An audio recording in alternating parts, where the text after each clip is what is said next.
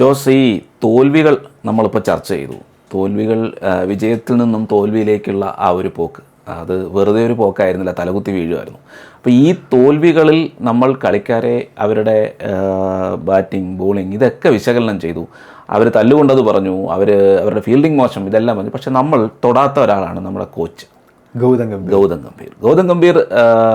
ഈ പറയുന്ന പോലെ എൻ്റെ ഒരു സംശയം, അത് ജോസ് മറുപടി പറയണം. അതായത് ഈ IPL ടീം കോച്ചിങ് നടത്തിയ ആ ഒരു പരിശീലനം, ആ ഒരു പരിചയവും കൊണ്ട് ഇന്ത്യയെപ്പോലെ ഒരു ടെസ്റ്റ് രാജ്യം, ടെസ്റ്റ് കളിക്കുന്ന, ഏകദിനം കളിക്കുന്ന, ഇതെല്ലാം ഈ എല്ലാ ഫോർമാറ്റിലേക്കും ആ IPLൻ്റെ ആ ഒരു പരിചയം വച്ച് ഗൗതം ഗംഭീറിന് ചെയ്യാൻ കഴിഞ്ഞോ?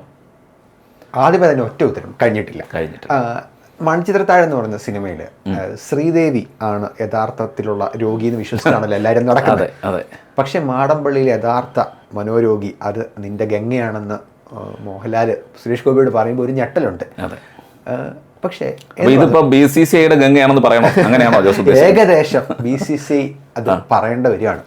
യഥാർത്ഥത്തിലുള്ള ഇന്ത്യൻ ടീമിലെ ഒരു പരിധി വരെയുള്ള പ്രശ്നങ്ങൾക്ക് കാരണം ഗൗതം ഗംഭീറിന്റെ തീരുമാനങ്ങൾ, അദ്ദേഹത്തിന്റെ ചില നയങ്ങൾ, ആയിട്ടുള്ള നയങ്ങൾ, അതായത് ഒരു കാരണവശാലും ഞാൻ മാറില്ല എന്നുള്ളത്. നമുക്ക് ഗൗതം ഗംഭീറിന്റെ ഒരു തുടക്കം തൊട്ട് അദ്ദേഹത്തിന്റെ കോച്ചിങ് കരിയർ നമുക്കൊന്ന് വിശകലനം ചെയ്യാം. നേരത്തെ പറഞ്ഞതുപോലെ ഇന്ത്യൻ പ്രീമിയർ ലീഗിൽ ക്യാപ്റ്റനായിരിക്കെ കൊൽക്കത്ത നൈറ്റ് റൈഡേഴ്സിനെ കിരീടങ്ങളിലേക്കൊക്കെ എത്തിച്ച ഇന്ത്യൻ ടീമിൽ 2011 ഏകദിന ലോകകപ്പ്, 2007 T20 ലോകകപ്പിലൊക്കെ നിർണായക സംഭാവനകൾ നൽകിയ ഗംഭീറിനെ നമുക്ക് ഒരിക്കലും അദ്ദേഹത്തിന്റെ കരിയർ വെച്ച് അത് നമ്മൾ കുറ്റം പറയുന്നില്ല. അദ്ദേഹം വളരെ നല്ലൊരു ആത്മാർത്ഥമായിട്ട് ഇന്ത്യൻ ടീമിന് വേണ്ടിയിട്ട് കളിച്ചിട്ടുള്ള താരമാണ്. ആ താരം ഇന്ത്യൻ പ്രീമിയർ ലീഗിൽ ലക്നൗ സൂപ്പർ ജയൻസ് അന്ന് അവർ പുതിയതായിട്ട് വന്ന തുടർച്ചയായി 2 സീസണിൽ അവരെ പ്ലേ ഓഫിലേക്ക് എത്തിക്കുന്നു. ഇതോടെ ഷാറുഖ് ഖാൻ അദ്ദേഹത്തെ വീണ്ടും കൊൽക്കത്തയിലേക്ക് കൊണ്ടുവരികയാണ്. കൊൽക്കത്തയിൽ അന്ന് അദ്ദേഹം ടീമിൻ്റെ പരിശീലകനായി. ആ സീസണിൽ കൊൽക്കത്ത ചാമ്പ്യന്മാരാകുന്നു. ഗൗതം ഗംഭീർ എന്ന സ്ട്രാറ്റജിസ്റ്റിനെ എല്ലാവരും പതുക്കെ പുകഴ്ത്താൻ തുടങ്ങുന്നു. കാരണം ഇതേ ഗൗതം ഗംഭീർ അന്ന് നായകനായിരിക്കുകയാണ് ഈ സുനിൽ നരൈനെ അവർ ഓപ്പണറായിട്ടൊരു പരീക്ഷണമൊക്കെ നടത്തുന്നത്. അപ്പോൾ ഈ കൊൽക്കത്ത ടീമിൻ്റെ പൊതുവെ ഒരു വെച്ചാൽ അവർ ഈ സൂപ്പർ താര ഒരു സംസ്കാരത്തിന് അതിനെതിരാണ്. കൊൽക്കത്തയിൽ പൊതുവെ എപ്പോഴും സൂപ്പർ താരങ്ങളൊന്നുമില്ല. ഇപ്പം മുംബൈയിൽ അന്ന് സച്ചിൻ ഉണ്ടായിരുന്നു, അതിനുശേഷം രോഹിത് ഉണ്ടായിരുന്നു, CSK ധോനി ഉണ്ടായിരുന്നു. ഇവർക്ക് ഇപ്പോൾ സുനിൽ നരൈനും ആന്ധ്ര റസേൽ ഇങ്ങനത്തെ ഒരു ടീമാണ്. കോഹ്ലി ഉണ്ടായിരുന്നു എന്ന് പറഞ്ഞതുപോലെയാണ് ഈ കൊൽക്കത്ത. അപ്പോൾ ഈ കൊൽക്കത്തയിലെ ഗൗതം ഗംഭീറിൻ്റെ ആ ഒരു സ്റ്റൈൽ ഓഫ് കോച്ചിങ് വെച്ചിട്ടാണ് അദ്ദേഹം ഇന്ത്യൻ ടീമിലേക്ക് വരുന്നത്. അപ്പം ഇന്ത്യൻ ടീമിൻ്റെ ആ സമയത്ത് ഒരു സിറ്റുവേഷൻ എന്ന് വെച്ചാൽ 2024 നമ്മൾ T20 ലോകകപ്പ് ജയിച്ചിട്ട് നിൽക്കുകയാണ്. രാഹുൽ ദ്രാവിഡ് പടിയിറങ്ങുന്നു. രാഹുൽ ദ്രാവിഡിൻ്റെ ശാന്തമായ ശൈലിക്ക് ശേഷം വളരെ അഗ്രസീവായിട്ടുള്ളൊരു ശൈലിയുള്ളൊരു പരിശീലകൻ വരുമ്പോൾ നമ്മളെല്ലാവരും അതിനെ ഒരു പോസിറ്റീവ് അർത്ഥത്തിലായിരുന്നു നോക്കിക്കൊണ്ടിരുന്നത്. വേറെ ഒന്നും കൊണ്ടല്ല, ആ സമയത്ത് ഇന്ത്യൻ ടീമിന് അങ്ങനെ ഒരു പരിശീലകനെ ആവശ്യമായിരുന്നു. പ്രത്യേകിച്ച് വിദേശ രാജ്യങ്ങളിലൊക്കെ പോകുമ്പം നമ്മുടെ കളിക്കാർക്കിട്ട് എന്തെങ്കിലും കിട്ടിയാൽ തിരിച്ചടിക്കാൻ പറയുന്ന ഒരു പരിശീലകൻ ഗൗതം ഗംഭീർ. നമ്മൾ അദ്ദേഹത്തെ കണ്ടു. തുടക്കം ഗംഭീരമായിരുന്നു.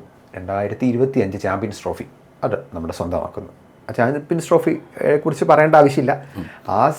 ഏറ്റവും മികച്ച സ്ക്വാഡുമായിട്ടാണ് നമ്മൾ പോയത്. വിരാട് കോഹ്ലിയും രോഹിത് ശർമ്മയും ആ ഒരു നമുക്ക് മറ്റൊരു വേറെ, അതായത് ഒരു ആലങ്കാരികമായി പറഞ്ഞാൽ ദൈവം പോലും വന്നാൽ പോലും തോൽപ്പിക്കാൻ പറ്റാത്തൊരു ടീമായിരുന്നു വളരെ. കാരണം ആ സ്ക്വാഡിൽ മറ്റ് പല ടീമുകളും അന്ന് വളരെ വീക്കായിരുന്നു. ഇന്ത്യ അത്രയും നല്ല സ്ട്രോങ് സ്ക്വാഡായിരുന്നു. നമ്മൾ വിജയിക്കുന്നു. പിന്നീട് അദ്ദേഹത്തിൻ്റെ കോച്ചിങ്ങിൽ ഓർത്തിരിക്കാനുള്ളത് 2026 T20 ലോകകപ്പിലെ വിജയമാണ്. ആ വിജയത്തിന് കാരണക്കാരനായ വ്യക്തിയെക്കുറിച്ച് അദ്ദേഹം ഒരിക്കലും ഒരു കമൻറ്റ് പറഞ്ഞു. സഞ്ജു സാംസനെ കുറിച്ച് 20 മത്സരം വരെ നീ തുടർച്ചയായിട്ട് പൂജ്യനായി മടങ്ങിയാലും നിന്നെ ഞാൻ ടീമിൽ നിന്ന് ഒഴിവാക്കില്ല.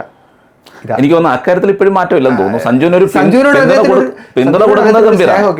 ഗൗതം ഗംഭീറിനൊരു സ്നേഹമുണ്ട്. പക്ഷേ എന്തിരുന്നാൽ പോലും പറഞ്ഞ പല വാക്കുകളും പറഞ്ഞ പല നിലപാടുകളും ഗൗതം ഗംഭീറിന് തിരുത്തേണ്ടി വരുന്നതായിട്ട് തോന്നിയിട്ടുണ്ട്. ബേസിക്കലി ഗൗതം ഗംഭീർ ഈ താര സംസ്കാരം, താര ആരാധനയ്ക്കെതിരാണ്. അതിൻ്റെ ഏറ്റവും വലിയ തെളിവാണ് 2011 ലോകകപ്പിൽ MS ധോനി അടിച്ച 6 സെലിബ്രേറ്റ് ചെയ്യുന്നതിനെതിരെ അദ്ദേഹം പലതവണ പറഞ്ഞിട്ടുണ്ട്. അതായത് ഒരാളെ തന്നെ ഇങ്ങനെ സെലിബ്രേറ്റ് ചെയ്യുന്നത് കാര്യമില്ല, അതൊരു ടീമിൻ്റെ വിജയമായിരുന്നു. ശരിയാണ്, കാരണം ഗൗതം ഗംഭീർ അന്ന് നന്നായിട്ട് കളിച്ചു. ആരും ഗൗതം ഗംഭീറിൻ്റെ പേരെ പറയുന്നില്ല. ഇതൊക്കെയായിരുന്നു അദ്ദേഹത്തിൻ്റെ ഒരു വിഷമം. പിന്നീട് വിരാട് കോഹ്ലി, രോഹിത് ശർമ്മയോട് അടങ്ങുന്ന 2 പില്ലേഴ്സ് നമ്മുടെ ടീമിൽ നിൽക്കുന്നു. എന്തിനാണ് ഇവരെ ഇങ്ങനെ നിങ്ങൾ ഫാൻസ് ഇങ്ങനെ ആരാധിക്കുന്ന, അവർക്ക് വേണ്ടിയിട്ട് തല്ലുകൂടുന്നതെന്നൊക്കെ ഗംഭീർ ചോദിക്കണ്ടേ? പക്ഷേ ആ ഗംഭീർ ഈ 2 താരങ്ങളുടെയും ചിറകിലേറെ തന്നെയായിരുന്നു 2025 ചാമ്പ്യൻസ് ട്രോഫിയും അതിനുശേഷം പല പ്രമുഖ വിജയങ്ങളുമൊക്കെ നേടിയത് എന്നുള്ളത് അദ്ദേഹം പതുക്കെ മറന്നുപോയി. അവർ പടിയിറങ്ങും. 2024 T20 ലോകകപ്പിന് ശേഷം അവർ പടിയിറങ്ങുന്നു. സൂര്യകുമാർ യാദവ് നായകനാകുന്നു. ആ സമയത്ത് നമുക്ക് ജസ്പ്രീത് ബൂമറ അവിടെ ടീമിലുണ്ട്, നല്ലൊരു ബോളിംഗ് യൂണിറ്റ് ഉണ്ട്, എല്ലാം കൊണ്ടും നമുക്ക് അനുകൂലമായ കാര്യം. ഹാർദിക് പാണ്ഡ്യ ഉണ്ട്. അപ്പോൾ ഇങ്ങനെ നിൽക്കുന്ന ടീം പിന്നെ തുടർച്ചയായിട്ട് പരമ്പരകൾ ഇങ്ങനെ വിജയിച്ച് പോവുകയാണ്. അപ്പോൾ ഈ സമയത്ത് നമ്മൾ ഈ മറ്റേ അതിനകത്ത് നേരത്തെ മത്സരത്തിൽ പറഞ്ഞതുപോലെ ഗംഗ പകലിങ്ങനെ നടക്കും, രാത്രി എല്ലാം എറിഞ്ഞുടയ്ക്കും എന്ന് പറഞ്ഞതുപോലെ മറ്റ് സമയത്തെ ചില വീക്ക്നെസ്സുകൾ നമ്മൾ കണ്ടില്ല. 2024 3 ഏകദിനമാണ് ഇന്ത്യ കളിച്ചത്. 3ലും നമ്മൾ പരാജയപ്പെട്ടു. ശ്രീലങ്കയോട് അവരുടെ ഏകദിനം പോയി പരാജയപ്പെടുന്നു. അത് ഒത്തിരി വർഷങ്ങൾക്ക് ശേഷം ഒരു പരമ്പര പരാജയപ്പെടുന്നു. ഇതൊക്കെ അതിനിടയ്ക്ക് സംഭവിക്കുന്ന കാര്യങ്ങളാണ്. പിന്നെ മൊത്തം തോൽവിയായിരുന്നു. അതിനിടയിൽ ടെസ്റ്റിൽ ദയനീയമായിട്ട് അതിദയനീയം ഗൗതം ഗംഭീർ ഇന്ത്യയിൽ പരാജയപ്പെടുന്നത് ന്യൂസിലൻഡിനോട് തോൽക്കുന്നു. അത് ഓക്കെ, ഇനി എന്തെങ്കിലും ആയിക്കോട്ടെ എന്ന് നോക്കുമ്പോൾ സൗത്ത് ആഫ്രിക്കയോട് തോൽക്കുന്നു. പിന്നെ ആകെ ഓർത്തിരിക്കാൻ വൈറ്റ് വാഷ് തോൽവികളാണ്. അത് ഒന്ന് പൊരുതാൻ പോലും നിൽക്കാതൊക്കെയാണ് ചില മത്സരങ്ങളൊക്കെ നമ്മൾ പരാജയപ്പെട്ടു പോകുന്നത്.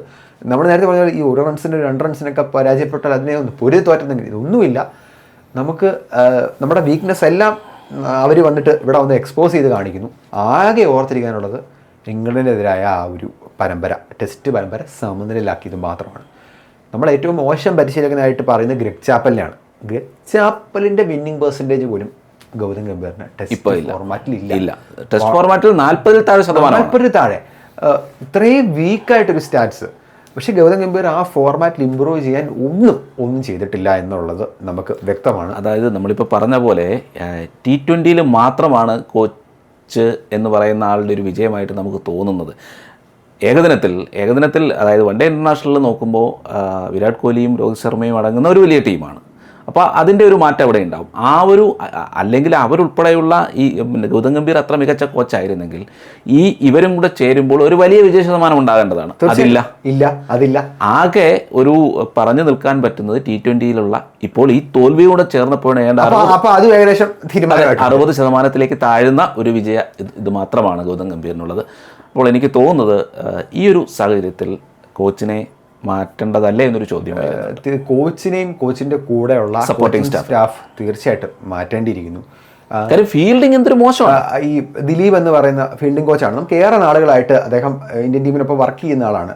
അദ്ദേഹത്തിൻ്റെ ഫീൽഡിംഗ് രീതികളും അദ്ദേഹം പരിശീലിപ്പിക്കുന്ന രീതികളും ഒന്നും നമ്മൾ കുറ്റം പറയുന്നതല്ല. പക്ഷേ ഒരു മാറ്റം നിലവിൽ ടീമിന് അനിവാര്യമാണ്. ഫീൽഡിംഗ് ഈ അടുത്ത കാലത്തായിട്ട്, കാരണം നേരത്തെ പറഞ്ഞാൽ ഈ വിജയിച്ചുകൊണ്ടിരിക്കുമ്പോൾ ഈ സൈഡിൽ നടക്കുന്ന ബുദ്ധിമുട്ടുകളും ഡിഫക്ട്സും ഒന്നും നമ്മൾ ശ്രദ്ധിക്കുന്നില്ല. എന്ന് പറഞ്ഞാൽ ഫീൽഡിംഗ് കുറേ നാളുകളായിട്ട് നമ്മുടെ മോശമായിരുന്നു. നമ്മൾ ഈ പറഞ്ഞ പോലെ ചില നല്ല ഫീൽഡേഴ്സ് നമ്മുടെ ടീമിൽ ഉള്ളത് കൊണ്ട് നമ്മൾ ഈ ന്യൂനതകളൊക്കെ അറിയാതെ ഇങ്ങനെ പോവാ. പിന്നെ ജയിച്ചു വരുമ്പോൾ ഇതൊന്നും ശ്രദ്ധിക്കേണ്ട ആവശ്യമില്ല. കാരണം ഫീൽഡിംഗ് 2 ക്യാച്ച് വിട്ടാലും ആരും ഒന്നും പറയില്ല. പക്ഷേ ഇപ്പം അതെല്ലാം എല്ലാം ഒരുമിച്ച് പുറത്തു വന്നു. അതെ, പുറത്തു വന്നു. അതുപോലെ മോണി മോർക്കൽ, നമ്മുടെ ബോളിംഗ് പരിശീലകൻ ജസ്പ്രീത് ബൂമറയും മുഹമ്മദ് ഷാമിയും അല്ലെ സിറാജിനെയും പരിശീലിപ്പിക്കുന്ന ഒരു പരിശീലകൻ. കാരണം ഓൾറെഡി സെറ്റായിട്ടുള്ള താരങ്ങളാണ്. അവർക്ക് വേണ്ടത് ചില ഇൻപുട്സ് അത് മാത്രം കൊടുത്താൽ മതി അദ്ദേഹത്തിന്. ഇപ്പോൾ നമ്മൾ കണ്ടു ഈ പ്രസീദ് കൃഷ്ണേനെയും അല്ലെങ്കിൽ ഹർഷിത് റാനെയും. ഈ പറയുന്നവരൊക്കെ ഏതാണ്ട് പണ്ട് ഇന്ത്യക്ക് ഇല്ലാതിരുന്നൊരു കഴിവുള്ളവരാണ്. കാര്യം എങ്ങനെയാണ് ഒരു 135 മുകളിൽ പന്തെറിയുന്നവരാണ്. പ്രിൻസ് യാദവ് 140 മുകളിൽ പന്തെറിയുന്ന ആളാണ്. അപ്പോൾ നേരത്തെ ഇന്ത്യക്ക് പേസർമാരുണ്ടായിരുന്നില്ല. അതായത് ഓർമ്മയുണ്ടോയെന്നറിയില്ല. അതായത് വായിച്ചു കേട്ടത് 83 ലോകകപ്പിൽ കപിൽ ദേവ് എന്ന് പറയുന്ന ഒരാൾ, അദ്ദേഹത്തിന് മുന്നേ സാധാരണ പേസർമാരുടെ ചുമതല എന്ന് പറഞ്ഞാൽ ഇന്ത്യൻ ടീമിൻ്റെ ലോകോത്തര സ്പിന്നർമാർക്ക് പന്തിൻ്റെ തിളക്കം കളയാൻ വേണ്ടിയിട്ടുള്ള 2 പേര് എന്ന് മാത്രമായിരുന്നു ഇന്ത്യയുടെ മീഡിയം പേസർമാർ. അല്ലെങ്കിൽ കുറച്ച് ഓടി വന്ന് എറിയുന്നവർ എന്നുള്ള അർത്ഥത്തിൽ മാത്രമായിരുന്നു കരുതിയിരുന്നതെന്ന് വായിച്ചിട്ടുണ്ട്. അതൊരു മാറ്റം കൊണ്ടുവന്നത് കപിൽ ദേവാണ്. കപിൽ ദേവിൻ്റെ സമയത്താണ് ആ മാറ്റം വന്നത്. സ്പിന്നർമാർക്ക് ഒപ്പം തന്നെ ബാറ്റർമാർക്കൊരു പേടി സ്വപ്നമായിട്ട് കപിൽ ദേവ് മാറി. അപ്പോൾ ആ ഒരു സാഹചര്യത്തിലും അതിനുശേഷം ഇങ്ങോട്ടും നമുക്ക് അങ്ങനെ മികച്ച പേസർമാരെ നമുക്ക് ലഭിച്ചിട്ടില്ല. പേരുകളുണ്ട്, പക്ഷേ എന്നാലും കുറവായിരുന്നു. പക്ഷെ ഇന്നതല്ല. ഇന്ന് നമുക്ക് 140 മുകളിൽ പന്തെറിയുന്ന നിരവധി പേരുണ്ട്, താരങ്ങളുണ്ട്. അതെ, പക്ഷെ അവർക്ക് ലൈനും ഇല്ല, ലെങ്തും ഇല്ല, തല്ല് വാങ്ങിക്കൂട്ടുന്ന രീതിയിലാണ് കാര്യങ്ങൾ പോകുന്നത്. ഹർഷ്ദീപ് സിംഗിന്റെ ഒക്കെ ഒരു ഓവറിൽ ചിലപ്പോൾ 6 പന്താണോ 8 പന്താണോ 10 പന്താണോ എന്ന് പ്രെഡിക്റ്റ് ചെയ്യാൻ പോലും പറ്റില്ല. അതെ, ഒരു സ്ഥിരതയില്ല. ബോളിംഗ് യൂണിറ്റിനെ സംബന്ധിച്ച് സ്ഥിരതയില്ല. അപ്പം ഇപ്പോൾ ഒരു റിപ്പോർട്ട് ഈ അടുത്തിടെ കണ്ടു, കോച്ചിങ് സ്റ്റാഫിൽ നിന്ന് ഒരാൾ ഒരു IPL ടീമിലേക്ക് പോകുമെന്നും മറ്റൊരാൾ ഉടൻ തന്നെ ടീമിൽ നിന്ന് മാറാൻ നിൽക്കുകയാണെന്നൊക്കെ പറഞ്ഞ റിപ്പോർട്ടുകളുണ്ട്. എനിക്ക് തോന്നുന്നു ഈ സിംബാബ്വെ പര്യടനം കൂടെ കഴിയുമ്പോഴത്തേന് ഇതിൻ്റെ ഒരു തീരുമാനമുണ്ടാകും. കാരണം ഇനി സിംബാബ്വെ പര്യടനം നമ്മൾ നേരത്തെ പറഞ്ഞ പോലെ ഒരു പരീക്ഷിക്കാൻ ഇനി ഒരൊറ്റ വേദിയും കൂടെ ഉള്ളൂ സിംബാബ്വെ പര്യടനം. ചിലപ്പോൾ അതും കൂടെ കഴിഞ്ഞാൽ തോൽക്കാൻ ഒരു അതെ. നമുക്ക് കോച്ചിങ്ങിനെ കുറിച്ച് പറയുമ്പോൾ ആര് ഇന്ത്യയുടെ അടുത്ത പരിശീലനമായിട്ട് വരണം എന്നുള്ള അഭിപ്രായം നമുക്ക് പറയാൻ ആളല്ല.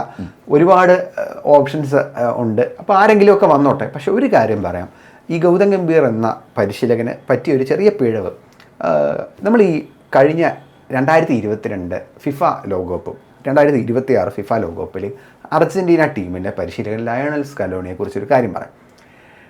ഇതിനു മുമ്പും ഈ മെസ്സിയെ ചുറ്റിപ്പറ്റി ഉള്ള ഒരു സ്ക്വാഡാണ് ഈ അർജൻറ്റീന. അപ്പോൾ 2014 അതിനുശേഷം 2018 ഒക്കെ അർജൻറ്റീനയ്ക്ക് പറ്റിപ്പോയത് മെസ്സിയെ മാത്രം ഫോക്കസ് ചെയ്തിട്ടുള്ളൊരു ഇതിൽ അവർ പുറത്തായി പോകും. 22 മെസ്സി എന്ന ആൾ തന്നെയാണ് അത് അവരെ കിരീടത്തിലേക്ക് നയിച്ചത്. പക്ഷേ സ്കാലോണി ടീമിലൊരു മാറ്റം കൊണ്ടുവന്നു. വേറൊന്നും കൊണ്ടല്ല, മെസ്സിക്ക് ചുറ്റും ഒരു നല്ലൊരു ടീമിനെ അദ്ദേഹം ബിൽഡ് ചെയ്യുകയാണ്. അതായത് മെസ്സിക്ക് ചേർന്ന് കുറച്ചധികം കളിക്കാരെ അദ്ദേഹം ഓക്കെ ബാക്കി നീ ചെയ്തോ എന്നുള്ള രീതിയിലൊരു ടീമിനെ അദ്ദേഹം മെസ്സിക്ക് കൊടുക്കുകയാണ്. പിന്നീട് എന്താണ് സംഭവിച്ചത്? 22-ലും ഇപ്പോൾ 26-ലും അവർ സെമിയിലെത്തിയിരിക്കുകയാണ്. അതെ. അപ്പം ഈ സ്കലോണി എന്ന പരിശീലകനെ ഒരിക്കലും ഞാൻ വന്ന ഉടനെ എന്നാൽ മെസ്സി നീ അവിടുത്തെ ലോകത്തിലെ ഏറ്റവും വലിയ താരമല്ലേ, നീ ടീമിൽ ഒന്ന് മാറി നിൽക്കുക എന്ന് പറഞ്ഞ് അദ്ദേഹത്തെ പുറത്താക്കല്ല. താര ആരാധനയ്ക്കും അദ്ദേഹം എതിരല്ലായിരുന്നു. ഇവിടെ എന്താ പറ്റിയത്? ഇവിടെ വിരാട് കോഹ്ലിയും രോഹിത് ശർമ്മയും ഒക്കെ പെട്ടെന്നൊരു സുപ്രഭാതത്തിൽ ടെസ്റ്റ് ഫോർമാറ്റിൽ നിന്ന് വിരമിച്ചു പോവാണ്. അതിനിടയ്ക്ക് വിരാട് കോഹ്ലിയുടെ ഒരു അഭിമുഖത്തിൽ കണ്ടു വിരാട് കോഹ്ലിക്ക് വലിയ താല്പര്യമില്ലായിരുന്നു ടെസ്റ്റ് ഫോർമാറ്റിൽ നിന്ന് പെട്ടെന്നൊരു വിരമിക്കും. പക്ഷേ ചില സാഹചര്യങ്ങൾ, ചില സമ്മർദ്ദങ്ങൾ അദ്ദേഹം പൂർണ്ണമായിട്ടും അത് വിട്ടു പറഞ്ഞിട്ടില്ലെങ്കിലും നമുക്ക് എന്താണ് ആ സമ്മർദ്ദമെന്നും എന്തൊക്കെയാണ് ആ സാഹചര്യം എന്നും മനസ്സിലാക്കാം, വേണമെങ്കിൽ ഊഹിക്കാം. അതെ, വിരാട് കോഹ്ലി ആ പേര് പറഞ്ഞില്ലെങ്കിൽ പോലും തീർച്ചയായിട്ടും ഒരു ഈ ആ സൂപ്പർ താര ആരാധന അതൊക്കെ ഒഴിവാക്കാൻ വേണ്ടിയിട്ട് അദ്ദേഹം ഡ്രസ്സിംഗ് റൂമിൽ നടത്തിയ ചില കടും പിടുത്തങ്ങൾ ഇന്ത്യക്ക് പണിയായിട്ടുണ്ട്. ഞാൻ പറഞ്ഞ രോഹിത് ശർമ്മയും വിരാട് കോഹ്ലിയും ഒക്കെ ടെസ്റ്റ് ഫോർമാറ്റിലേക്ക് തിരിച്ചു വരണം എന്നല്ല, അദ്ദേഹത്തിൻ്റെ ചില രീതികൾ, ശൈലികൾ ഈ അടുത്ത കാലത്ത് നമ്മൾ 2020 ആയിക്കോട്ടെ, ഏകദിനമായിക്കോട്ടെ, ടെസ്റ്റ് ആയിക്കോട്ടെ, ഒരു കൺസിസ്റ്റൻ്റ് ആയിട്ടൊരു സ്ക്വാഡിനെ ബിൽഡ് ചെയ്യാൻ ഗൗതം ഗംഭീർ എന്ന പരിശീലകന് സാധിച്ചിട്ടില്ല. ദ്രാവിഡിൻ്റെ കാലത്തും അതിനു മുമ്പ് രവിശാസ്ത്രിയുടെ കാലത്തും നമ്മളത് കണ്ടിരുന്നു. അതായത് അവസരങ്ങൾ ഇപ്പം രോഹിത് ശർമ്മ ആയിക്കോട്ടെ, വിരാട് കോഹ്ലി ആയിക്കോട്ടെ, ഒരു മോശം ഫോമിലൂടെ കടന്നു പോവുക. ബാബർ അസമിന് അതാണ് പറ്റിയത്. ബാബർ അസമിന് മോശം ഫോം വന്ന സമയത്ത് പാകിസ്ഥാൻ അദ്ദേഹത്തെ തിരിഞ്ഞു നോക്കിയില്ല. പക്ഷേ നമ്മൾ വിരാട് കോഹ്ലിയുടെ കാര്യത്തിൽ അദ്ദേഹത്തിന് മോശം സമയം വന്നപ്പോൾ അദ്ദേഹത്തെ നമ്മൾ പിന്തുണച്ചു. അതെ, ഗൗതം ഗംഭീർ വന്നതിന് ശേഷം എത്ര താരങ്ങൾക്ക് ആ പിന്തുണ ഗൗതം ഗംഭീർ കൊടുത്തിട്ടുണ്ട്. അദ്ദേഹം തന്നെ കൊണ്ടുവന്ന പല താരങ്ങൾക്കും അദ്ദേഹം പിന്തുണ കൊടുത്തിട്ടില്ല. ചില താരങ്ങളൊന്നും ഇപ്പോൾ അവരുടെ പേര് പോലും നമ്മൾ ഓർക്കുന്നില്ല. ഇപ്പം ഋഷഭ് പന്തിൻ്റെ കേസ് എടുത്താൽ, ഋഷഭ് പന്തൊക്കെ ടെസ്റ്റിൽ നല്ല ബാറ്റ്സ്മാനാണ്. ഋഷഭ് പന്തിന് ഒരു ഏകദിന ശൈലിയിൽ തീർച്ചയായിട്ടും അദ്ദേഹത്തിനൊക്കെ കളിക്കാൻ പറ്റും. അദ്ദേഹത്തിനൊന്നും ഇപ്പം പരിഗണിക്കുന്ന പോലുമില്ല. അതായത് ഗൗതം ഗംഭീർ ഒരു വൺ മാൻ ആർമിയായിട്ട് മാറിയേക്കുവാണ്. അത് നമ്മുടെ ടീമിന് ദോഷമാണ്. ഒരു ഏകാധിപത്യം, ഒരു ഓട്ടോക്രാറ്റിക് ശൈലി തീർച്ചയായിട്ടും ആ ഒരു ഇത് ഗൗതം ഗംഭീറിനുണ്ട്. അതിൻ്റെ തന്നെ തെളിവാണ് സൂര്യകുമാർ യാദവ് 2020 ക്യാപ്റ്റൻസി സ്ഥാനത്ത് നിന്ന് മാറിയത്. ഗൗതം ഗംഭീർ എന്തൊക്കെ 2020 നേട്ടം കൈവരിച്ചിട്ടുണ്ടോ അതോടൊപ്പം തന്നെ അതൊക്കെ അർഹതപ്പെട്ട ഒരാളായിരുന്നു സൂര്യകുമാർ യാദവ്. അദ്ദേഹത്തെ മോശം ക്യാപ്റ്റൻസിയുടെ പേരിൽ പുറത്താക്കിയാൽ നമുക്ക് മനസ്സിലാക്കാം. പക്ഷേ IPL മോശമായതിന് പിന്നാലെ ഒരു ഇതും ഇല്ലാതെ അദ്ദേഹത്തെ ക്യാപ്റ്റൻസിൽ നിന്ന് പുറത്താക്കി ശ്രേയസിനെ കൊണ്ടുവരുന്നു. അല്ല, IPL മോശമാവുന്ന എങ്ങനെയാണ്? ഇന്ത്യൻ ടീമിൽ ഇതിൽ അതൊരു ചോദ്യം തന്നെയാണ്, ഒരു ചോദ്യമാണ്. അതെ അതെ, നമുക്ക് പല കാര്യങ്ങളും നമുക്ക് അത് പലരും പറഞ്ഞിരുന്നു. ആഭ്യന്തര ക്രിക്കറ്റിലെ പ്രകടനമാണ് കണക്കിലെടുക്കേണ്ടത് എന്ന് പലരും പറഞ്ഞിരുന്നു അന്ന്. എന്തായാലും തീർച്ചയായിട്ടും ഇതിനൊരു മാറ്റം, അല്ലെങ്കിൽ മൊത്തത്തിലൊരു അഴിച്ചുപണി ടീമിലായിക്കോട്ടെ, സപ്പോർട്ടിംഗ് സ്റ്റാഫിലായിക്കോട്ടെ, കോച്ചിങ്ങിലായിക്കോട്ടെ, ഒരു മാറ്റം എന്തായാലും ഉണ്ടാക്കിയില്ലെങ്കിൽ ഇത് ക്രിക്കറ്റ് പ്രേമികൾ കളി കാണാത്ത സാഹചര്യത്തിലേക്ക് പോകാനുള്ള സാഹചര്യം ഉണ്ടാവും. കളി കാണാത്ത സാഹചര്യം എന്ന് പറഞ്ഞപ്പോൾ നമുക്ക് അവസാനിപ്പിക്കുന്ന ഒരു കാര്യം ചോദിക്കട്ടെ. ഈ അടുത്ത കാലത്ത് ഇന്ത്യ 6 മത്സരം തോറ്റു. ഏറ്റവും കൂടുതൽ ആൾക്കാർ കമൻറ്റ് നന്നായി, ഇന്ത്യ തോറ്റത് നന്നായി, ഇത് ഇവന്മാർ അർഹിച്ചതാണ് എന്നൊക്കെ നമ്മുടെ തന്നെ വീഡിയോ താഴെ ഒത്തിരി പേര് കമൻറ്റ് ചെയ്യുന്നുണ്ട്, പോസ്റ്റുകളുടെ താഴെ. എന്തുകൊണ്ടാണ് ഇങ്ങനെ വരുന്നത് എന്ന് ചോദിച്ചാൽ പലർക്കും ഒട്ടും ഇഷ്ടമില്ലാത്ത പല നയങ്ങളും ഗൗതം ഗംഭീറിൻ്റെ പരിശീലക കാലയളവിൽ അദ്ദേഹം നടപ്പിലാക്കി. ദ്രാവിഡിൻ്റെയും ശാസ്ത്രിയുടെയും കാലത്ത് ഇത്തരത്തിലുള്ള അഭിപ്രായങ്ങൾ നമ്മൾ ഒരു പരിധിവിട്ട് കണ്ടിട്ടില്ല. പക്ഷേ ഇപ്പം ഇന്ത്യൻ ടീം തോൽക്കാൻ നമ്മുടെ ആരാധകർ ആഗ്രഹിക്കുകയാണ്, അഹങ്കാരം തീരട്ടെ എന്നൊക്കെ പറഞ്ഞിട്ട്. എന്തായാലും നമ്മൾ ഒരിക്കലും അത്തരത്തിലുള്ള കമൻറ്റുകൾക്കോ, നമുക്ക് വിജയിച്ചാൽ രാജ്യമാണ് നമുക്ക് പ്രധാനം, ടീമാണ് പ്രധാനം. എന്തായാലും മാറ്റങ്ങൾ വളരെ അനിവാര്യമാണ്. മാടമ്പള്ളിയിലെ യഥാർത്ഥ മനോരോഗിയെ BCCI തിരിച്ചറിഞ്ഞ് ചികിത്സിക്കട്ടെ എന്നുള്ളതാണ് തീർച്ചയായും പറയാനുള്ളത്.